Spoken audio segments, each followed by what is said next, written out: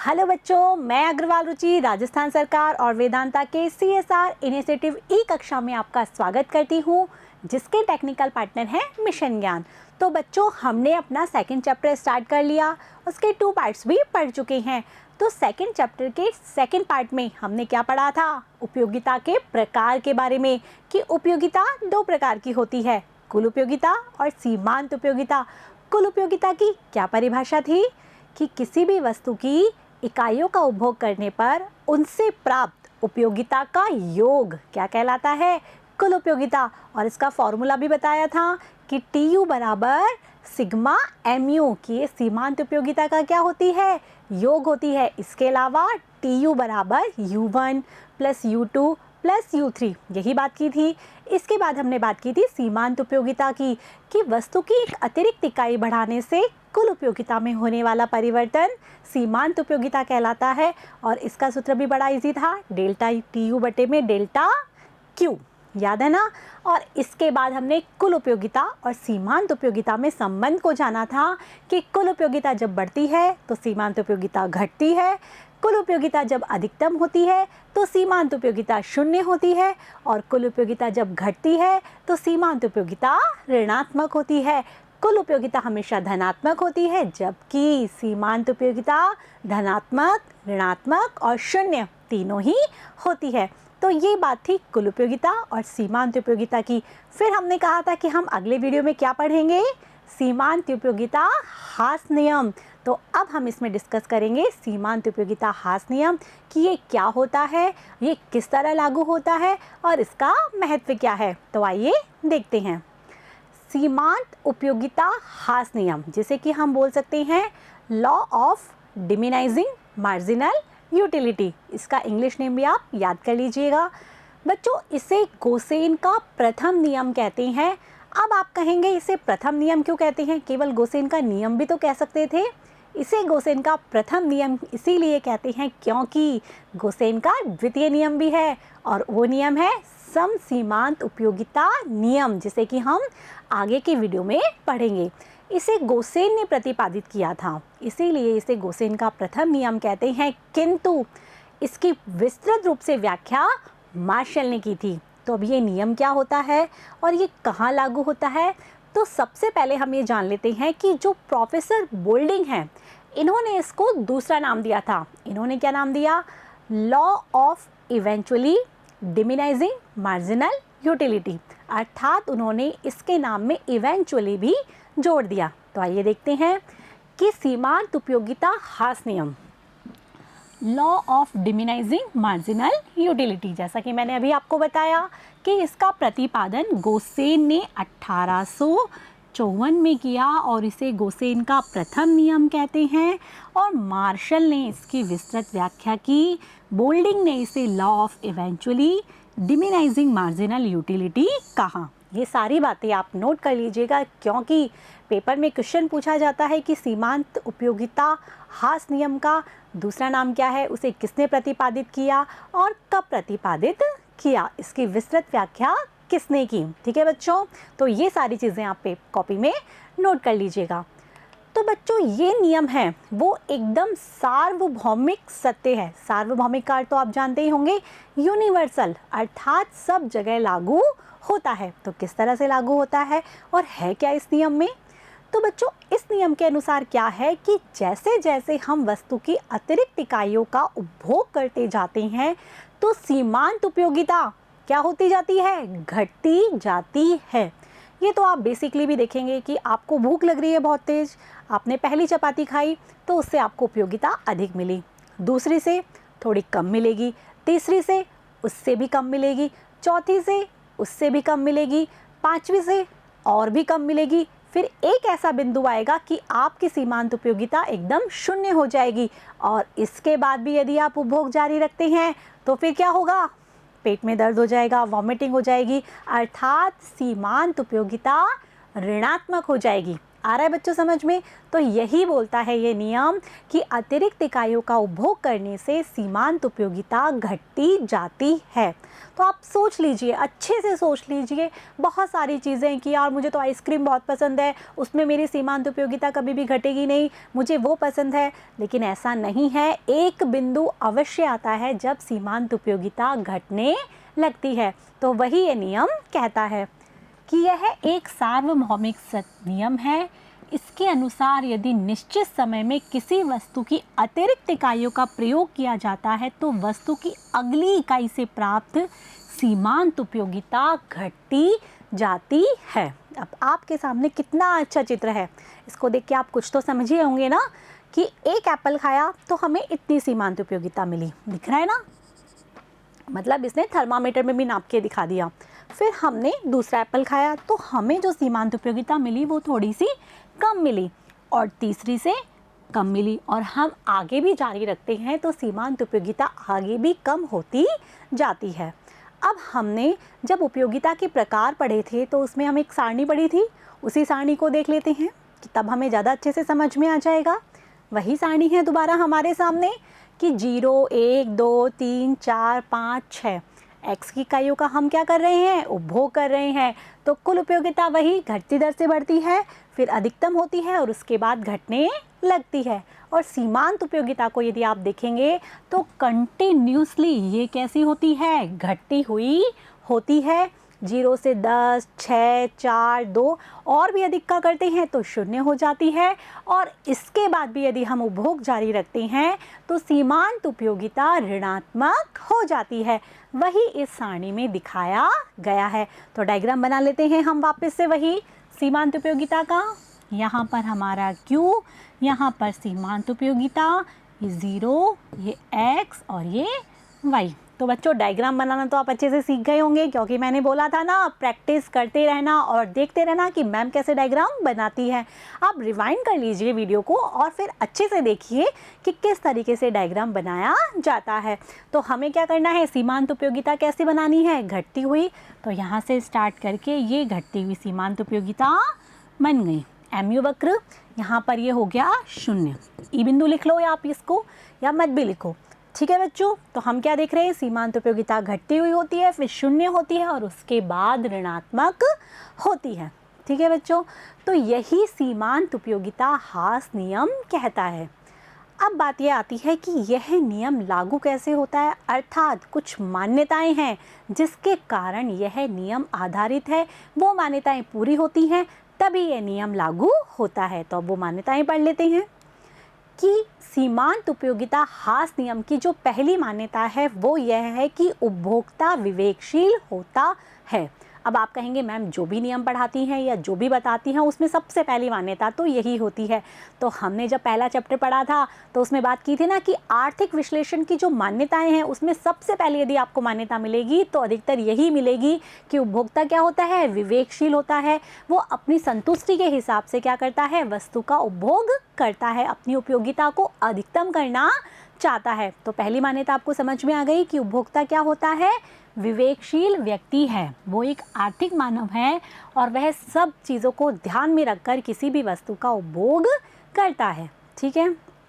दूसरा है कि उपयोगिता को मुद्रा के रूप में मापा जाता है। जैसा कि हमने बात की थी, उपयोगिता विश्लेषण की मान्यताएं पढ़ी थी, तो हमारी यही मान्यता आई थी कि उपयोगिता को माप सकते हैं। और उपयोगिता किस रूप में मापनी है? मुद्रा के रूप में। जैसे कि 1 रुपये में इतनी उपयोगिता, 2 रुपये में इतनी उपयोगिता। आया बच्चों समझ में? तो उपयोगिता क्या है? मुद्रा के रूप में मापनीय है। तीसरी है कि मुद्रा की सीमांत उपयोगिता क्या रहती है? स्थिर रहती है। अर्थात जो मुद्रा से हम अगली इकाई से जो प्राप्त सीमांत उपयोगिता वो होती है वो हमेशा समान रहती है। अर्थात मुद्रा की यदि सीमांत उपयोगिता बदल जाएगी तो यह नियम लागू नहीं होगा। तो तीसरी मान्यता आपको समझ में आ गई। मुद्रा की सीमांत उपयोगिता क्या है? स्थिर है। आपको ये सारी मान्यताएं याद रखनी है। सीमांत उपयोगिता विश्लेषण जहाँ पर भी आता है तो आपको ये मान्यताएं भी लिखकर आनी है, ठीक है?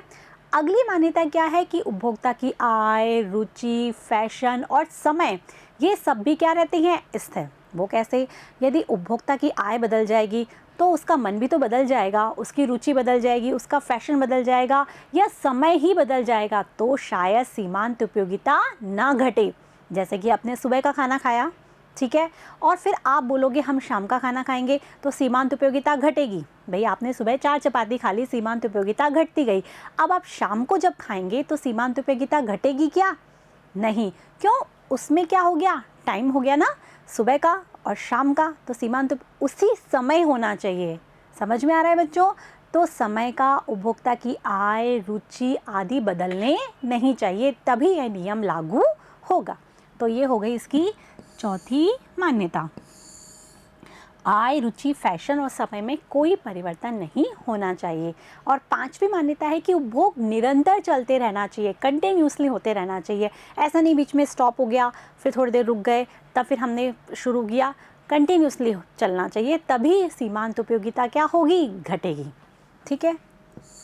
और छठी जो इसकी मान्यता है कि उपभोग की इकाइयाँ कैसी होनी चाहिए, समरूप होनी चाहिए। ऐसा नहीं कि आपने जो पहली रोटी खाई उसको तो आपने रूखी खा ली, दूसरी रोटी खाई तो उसमें खूब सारा घी भर लिया, और फिर तीसरी खाई तो आपने केला खा लिया, चौथे में आपने सेब ले लिया। ऐसा नहीं, आप जो चीज़ खा रहे हैं वो एकदम इक्वल होनी चाहिए। खा रहे हैं या उपभोग कर रहे हैं वो एकदम इक्वल होनी चाहिए, तभी यह नियम लागू होगा। यदि आप इकाइयाँ चेंज कर देंगे तो ये नियम लागू ना हो।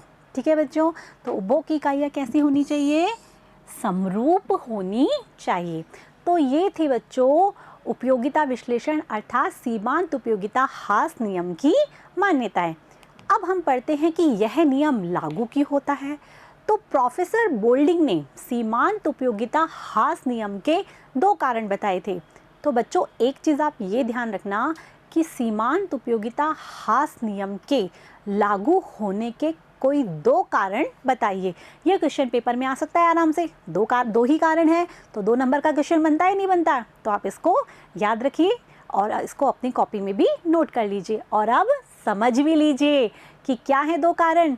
तो प्रोफेसर बोल्डिंग ने क्या कारण बताया कि पहला कारण बताया कि जो वस्तुएं होती हैं वो पूर्ण स्थानापन्न न होकर अपूर्ण स्थानापन्न होती है। अब आप कहेंगे ये क्या चीज़ हो गई, पूर्ण स्थानापन्न हमने तो कभी नाम ही नहीं सुना। तो अब समझते हैं स्थानापन्न वस्तुएं कैसी होती हैं बच्चों की एक के स्थान पर दूसरी काम में ली जा सकती हैं। जैसे कि चाय, कॉफ़ी। यदि आपके घर में चाय अवेलेबल नहीं है और आपको कुछ पीने का मन कर रहा है तो आप कॉफ़ी भी पी सकते हैं। तो चाय के स्थान पर हम क्या काम ले रहे हैं, कॉफ़ी काम में ले रहे हैं। यदि आपको भूख लग रही है तो आप क्या करेंगे, रोटी के स्थान पर चावल काम में ले लेंगे नहीं ले लेंगे। तो इसे बोलती हैं स्थानापन्न वस्तुएं। अब पूर्ण और अपूर्ण स्थानापन्न क्या हो गया। तो पूर्ण स्थानापन्न अर्थात होता है कि एक वस्तु के स्थान पर दूसरी वस्तु को पूरी तरीके से काम में लिया जा सकता है और हमें कहीं से नहीं लगे कि हम कोई एडजस्ट कर रहे हैं। और अपूर्ण अर्थात मतलब काम चला रहे हैं, कि एक के जगह पर दूसरे को काम में लेकर केवल क्या चला रहे हैं, काम चला रहे हैं। ठीक है, तो कहने का मतलब है कि वस्तुएं अपूर्ण स्थानापन्न होती है, अर्थात एक के स्थान पर दूसरी वस्तु को हम पूरी तरीके से प्रयोग में नहीं ला सकते। इसीलिए उस वस्तु का जब हम प्रयोग करते हैं तो क्या होता है, सीमांत उपयोगिता घटती जाती है। आया बच्चों समझ में? जैसे हमको चाहिए हमारा काम करने के लिए पेन, लेकिन हमारे पास पेन अवेलेबल नहीं है, तो हमने क्या ले लिया काम चलाने के लिए, पेंसिल। तो पेंसिल स्थानापन्न वस्तु तो है लेकिन वो पूर्ण स्थानापन्न नहीं है, बल्कि कैसी है, अपूर्ण स्थानापन्न। कुछ टाइम तो हम पेंसिल से काम कर लेंगे लेकिन फिर आपको नीड होने लगेगी पेन की। तो वही कारण है, इसीलिए सीमांत उपयोगिता क्या होती है, घटती जाती है। आया बच्चों समझ में? तो प्रोफेसर बोल्डिंग ने 2 कारण बताए। पहला मैंने आपको समझा ही दिया, वस्तुएं कैसी होती हैं, अपूर्ण स्थानापन्न। और उन्होंने दूसरा कारण क्या बताया, विशेष आवश्यकताओं की संतुष्टि संभव। देखो बच्चों, हमने पहले चैप्टर में जाना था कि मनुष्य की आवश्यकताएं होती है ऐसे में जो कि पूरी हो ही नहीं सकती, लेकिन बोल्डिंग के अनुसार कुछ आवश्यकताएं ऐसी होती हैं जो संतुष्ट हो सकती हैं। ऐसा नहीं कह सकते कि आवश्यकताएं नहीं हो सकती संतुष्ट। जैसे कि गाने सुनने का मुझे बहुत शौक़ है, लेकिन मैं कंटिन्यूसली गाने सुने ही जाऊँगी, तो क्या होगा, एक पॉइंट ऐसा आएगा जहाँ मेरी कुल उपयोगिता क्या हो जाएगी, अधिकतम हो जाएगी, नहीं हो जाएगी। और उसके बाद यदि मैं गाना सुनूंगी तो वो गाना ही मुझे क्या करेगा, टॉर्चर करेगा। ठीक है ना बच्चों? तो कहने का मतलब ये है कि विशेष आवश्यकताओं की संतुष्टि संभव है। तो इसी वजह से जब मनुष्य एकदम फेडअप हो जाता है, एक बिंदु तक पहुंच जाता है, उसके बाद यदि और अधिक उपभोग करता है तो सीमांत उपयोगिता घटने लगती है। तो बच्चों ये दोनों कारण आपको याद रहेंगे ना। विशेष आवश्यकताओं की संतुष्टि संभव, इंपॉर्टेंट क्वेश्चन है, याद रखिएगा कि प्रोफेसर बोल्डिंग ने सीमांत उपयोगिता हास नियम के 2 कारण बताए। पहला क्या बताया था कि वस्तुएं अपूर्ण स्थानापन्न होती हैं, और दूसरा विशेष आवश्यकताओं की संतुष्टि संभव है। यदि बच्चों आपको कहीं से भी कुछ डाउट हो, कुछ चीज़ समझ में नहीं आती है, तो आप रिवाइंड कीजिए, वीडियो को दोबारा सुन लीजिए। आपके घर की बात है, फ़ोन आपका, ठीक है, तो आप आराम से इसको सुन सकते हैं। अब आगे हम देखते हैं कि ये तो हो गया नियम लागू होने के कारण। अब हम देखते हैं कि सीमांत उपयोगिता हास नियम का महत्व क्या है, ठीक है, कि इस नियम का महत्व क्या है। अब हमने पढ़ लिया पूरा नियम, तो कुछ ना कुछ तो इम्पोर्टेंस होगा और अर्थशास्त्र में तो काम आता ही होगा। तो बच्चों ये नियम, 2 नियम जो हमारे अर्थशास्त्र के बेसिक हैं, संतुलन में आते हैं, एक तो मांग का नियम और एक सम सीमांत उपयोगिता नियम, जिसे कि हम आगे के वीडियो में पढ़ेंगे, उसका आधार है। जैसे मांग का नियम यदि हम पढ़ेंगे तो उसमें हम पढ़ेंगे कि किसी भी वस्तु की कीमत यदि क्या होती है, बढ़ती है, तो क्या करता है उपभोक्ता, उसकी कम मात्रा को खरीदता है, अर्थात उसकी कीमत बढ़ने पर उसकी सीमांत उपयोगिता क्या हो जाती है, अधिक होने लग जाती है। समझ में आ रहा है, मतलब सीमांत उपयोगिता उसकी कम होने लग जाती है, तो उपभोक्ता क्या करेगा, उसकी कम मात्रा को खरीदेगा। यही बात इसमें आती है कि सीमांत उपयोगिता के आधार पर ही किसी वस्तु का चयन किया जाता है। तो यही हमने पढ़ा कि सीमांत उपयोगिता क्या होती रहती है, घटती होती है। दूसरा हम पढ़ेंगे सम सीमांत उपयोगिता नियम की, यदि अधिक वस्तु होती है, यदि एक उपभोक्ता एक ही वस्तु पर सारी आय खर्च नहीं करता, वह दोनों वस्तुओं में क्या करता है, चयन करता है, और वो भी किस आधार पर, सीमांत उपयोगिता के आधार पर। जिसकी सीमांत उपयोगिता अधिक होगी उपभोक्ता उसे ही खरीदेगा। तो इन दोनों नियमों का आधार है क्या, सीमांत उपयोगिता हास नियम, ठीक है। मांग का नियम और सम सीमांत नियम का क्या है, आधार है सीमांत उपयोगिता हास नियम। और दूसरा है सार्वजनिक वित्त में उपयोगी। अब ये सार्वजनिक वित्त क्या होता है, आप जानते हैं बच्चों कि सरकार क्या करती है, लोगों से कर वसूलती है, लेती है नहीं लेती है, और उसे ही लोगों में व्यय के रूप में खर्च कर देती है। तो इसे ही हम बोलते हैं सार्वजनिक वित्त, अर्थात सरकार की आय और सरकार का व्यय। तो ये किस प्रकार से उपयोगी है, तो बच्चों जो धनी लोग होते हैं उनके लिए मुद्रा की सीमांत उपयोगिता होती है कम, अर्थात वो मुद्रा की एक अतिरिक्त इकाई कम प्राप्त करना चाहते हैं, जबकि निर्धन के लिए मुद्रा की सीमांत उपयोगिता क्या होती है, अधिक। तो इसीलिए धनी पर तो लगाए जाते हैं अधिक कर और निर्धन पर लगाए जाते हैं कम कर, मतलब जिसकी सीमांत उपयोगिता अधिक होगी उस पर लगाए जाएंगे कम कर, और जिसकी सीमांत उपयोगिता कम होगी उस पर लगाए जाएंगे अधिक कर। तो इस प्रकार से सरकार क्या करती है, आय का पुनर्वितरण करती है, ताकि कि अमीर और गरीब के बीच में जो खाई है उसको भर सके और आय का समान वितरण हो सके, ठीक है बच्चों। तो वही चीज़ इसमें है कि सार्वजनिक वित्त में उपयोगी धनी है, उसकी मुद्रा की क्या होती है, कम, तो कर क्या हो गया, अधिक, मतलब दोनों चीज़ उल्टी है। यदि धनी है उसकी मुद्रा की सीमांत उपयोगिता कम है तो उस पर अधिक कर, और निर्धन है उसकी मुद्रा की सीमांत उपयोगिता अधिक है तो कर उस पर है कम, ठीक है। तो इस प्रकार जो यह नियम है वो सार्वजनिक वित्त में भी उपयोगी है। और तीसरा और इम्पॉर्टेंट ये है कि यह हमें बताता है हीरा पानी विरोधाभास का हल। अब ये हीरा पानी विरोधाभास क्या है, अजीब सा नाम लग रहा होगा आपको, हीरा कुछ अलग ही चीज़ हो गई, पानी कुछ अलग ही चीज़ हो गई, इन दोनों के बीच में क्या विरोधाभास होता है। तो ये भी अर्थशास्त्र का एक इम्पॉर्टेंट टॉपिक है और एग्ज़ाम में पूछा भी जाता है कि हीरा पानी विरोधाभास क्या होता है। तो आइए देखते हैं।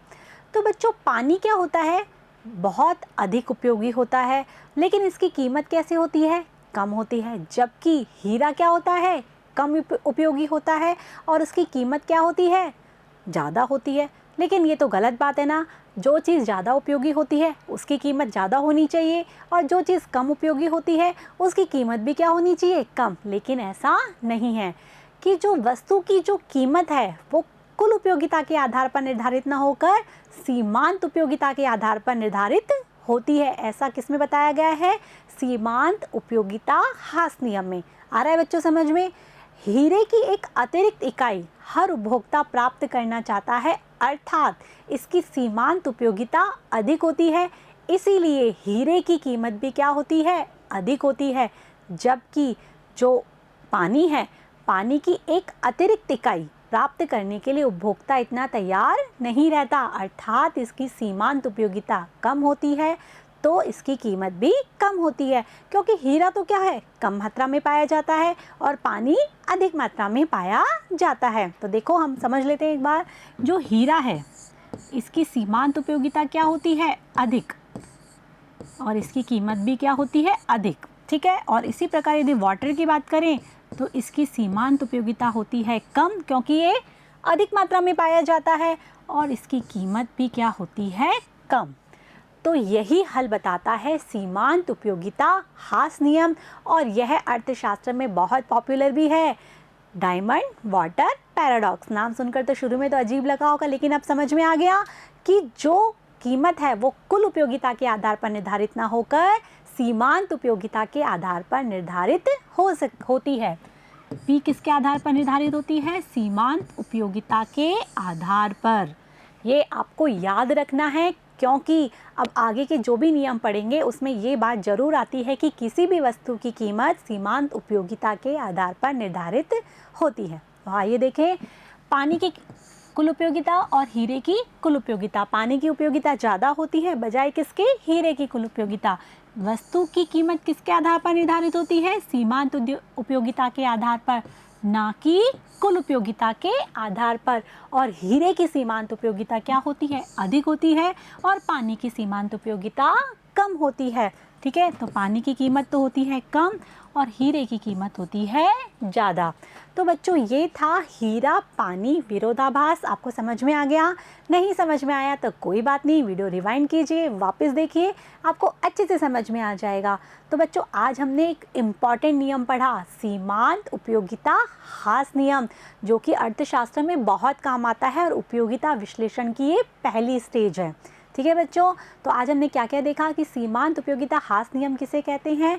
कि किसी भी वस्तु की इकाइयों का यदि उपभोग किया जाता है तो सीमांत उपयोगिता घटती जाती है। और प्रोफेसर बोल्डिंग ने इसके दो कारण बताए हैं कि वस्तुएं तो क्या होती हैं? अपूर्ण स्थानापन्न होती है, और विशेष आवश्यकताओं की क्या होती है? संतुष्टि की जा सकती है। इसके बाद हमने इसका महत्व पढ़ा कि ये नियम मांग का नियम और सम सीमांत उपयोगिता नियम में भी का भी आधार है, और इसके बाद हमने देखा कि ये सार्वजनिक वित्त में भी उपयोगी है, और लास्ट हमने देखा कि हीरा पानी विरोधाभास का हल भी इस नियम द्वारा किया जा सकता है। तो बच्चों आ गया ना सीमांत उपयोगिता हास नियम समझ में? अब हम पढ़ेंगे गोसेन का द्वितीय नियम, या फिर सम सीमांत उपयोगिता नियम भी कहते हैं जिसे, हम नेक्स्ट वीडियो में। तो बच्चों जब तक के लिए आप ये सारे जो नोट्स हैं उनको तैयार कीजिए, इनको याद कीजिए और अच्छे से समझ लीजिए। Thank you.